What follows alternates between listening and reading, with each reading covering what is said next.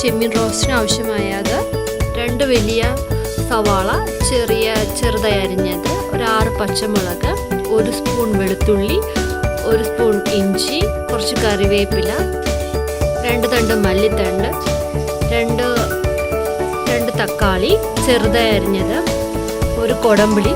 ഇതെല്ലാം ചെറുതായി അരിഞ്ഞാലാണ് അതിൻ്റെ ടേസ്റ്റ് വരുന്നത്. ഉപ്പ്, മുളക് പൊടി, മല്ലിപ്പൊടി, മഞ്ഞൾപ്പൊടി, മുളക് പൊടി, കുരുമുളക് പൊടി, ഗരം മസാല, 1/4 കിലോ ചെമ്മീൻ. ചെമ്മീൻ ആദ്യം വേവിക്കുകയാണ് വേണ്ടത്. അതിനുവേണ്ടി 1 ഗ്ലാസ് വെള്ളം ഇതിലേക്ക് ഒഴിക്കാം. ഇതിലേക്ക് 1 കഷ്ണം കൊടംപുളി ചേർക്കാം. എന്നിട്ട് നല്ലപോലെ തിളപ്പിക്കണം. ആ പുളിയുടെ സത്ത് നല്ലപോലെ ഇറങ്ങണം ഇതിലോട്ട്.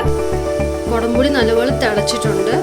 ഇതിലേക്ക് 1/4 ടീസ്പൂൺ മഞ്ഞൾപ്പൊടി, ഇതിലേക്ക് 1/2 ടീസ്പൂൺ കുരുമുളക് പൊടി, ഇതിലേക്ക് 1/2 സ്പൂൺ ഉപ്പ്.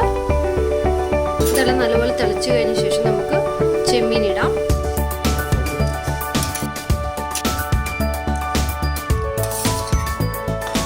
ഇത് 2 മിനിറ്റ് നമുക്കൊന്ന് വേവാൻ വയ്ക്കാം. ചെമ്മീൻ നല്ലതുപോലെ വെന്തിട്ടുണ്ട്. നമുക്കിനി ഇത് കോരിയെടുക്കാം.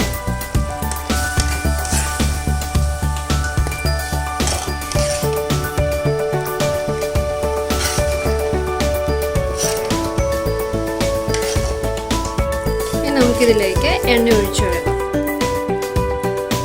ഇതിലേക്ക് അരിഞ്ഞു വെച്ചേക്കുന്ന ഇഞ്ചി, പച്ചമുളക്, വെളുത്തുള്ളി, ഇതെല്ലാം കൂടെ നല്ലപോലെ ഇളക്കി കൊടുക്കാം. ഇതിൻ്റെ പച്ചമണം മാറുന്ന വരെ നമുക്ക് ഇളക്കി കൊടുക്കാം. ഇനി ഇതിലേക്ക് ഉള്ളി ചേർത്ത് കൊടുക്കാം.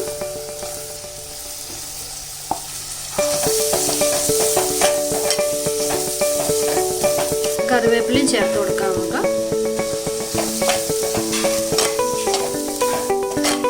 ഉള്ളി വേവാൻ വേണ്ടി നമ്മൾ ഇച്ചിരി ഉപ്പ് ചേർത്ത് കൊടുത്തിട്ടുണ്ട്.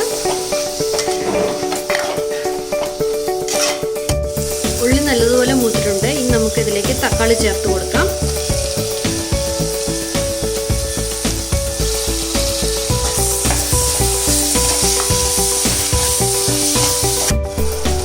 തക്കാളി നല്ലതുപോലെ വാടിയിട്ടുണ്ട്. ഇനി നമുക്ക് ഇതിലേക്ക് മസാല ചേർത്ത് കൊടുക്കാം. 1 സ്പൂൺ മുളക് പൊടി, 1 ടീസ്പൂൺ മല്ലിപ്പൊടി, 1 സ്പൂൺ കുരുമുളക് പൊടി, 1/4 ടീസ്പൂൺ ഗരം മസാല, 1/4 ടീസ്പൂൺ മഞ്ഞൾപ്പൊടി, കാശ്മീരി മുളക് പൊടി 1 സ്പൂൺ,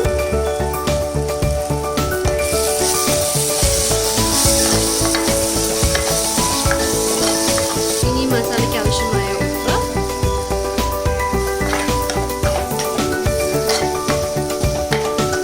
ഇനി ഇതിലേക്ക് വേവിച്ച് വെച്ചേക്കുന്ന ചെമ്മീൻ ചേർത്ത് കൊടുക്കാം.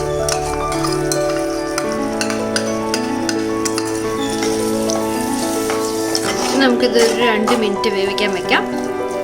എണ്ണ നല്ലതുപോലെ തെളിഞ്ഞു വന്നിട്ടുണ്ട്. ഇനി നമുക്കിതിലേക്ക് 1 സ്പൂൺ നെയ്യ് ചേർത്ത് കൊടുക്കാം.